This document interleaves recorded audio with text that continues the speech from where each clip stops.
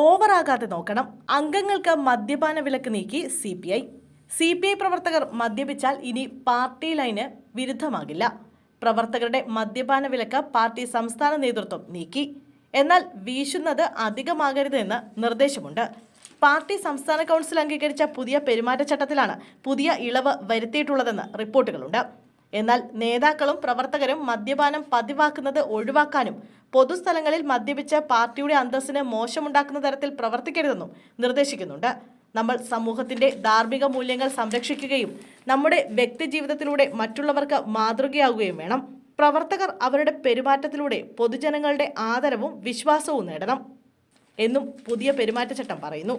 1992 തൃശൂരിൽ നടന്ന പ്രത്യേക ദേശീയ സംഘടനാ സമ്മേളനത്തിലാണ് CPI പ്രവർത്തകർക്ക് മദ്യവർജനം ഏർപ്പെടുത്തിക്കൊണ്ടുള്ള ആദ്യ പെരുമാറ്റച്ചട്ടം പാസാക്കിയത്.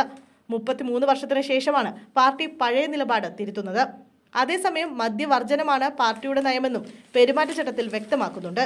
തെരഞ്ഞെടുക്കപ്പെട്ട പാർട്ടി പദവിയിലുള്ള നേതാക്കൾ ലെനിനിസ്റ്റ് സംഘടനാ തത്വങ്ങൾ ഉയർത്തിപ്പിടിച്ച് മാതൃകാ രാഷ്ട്രീയക്കാരനായി പ്രവർത്തിക്കണം.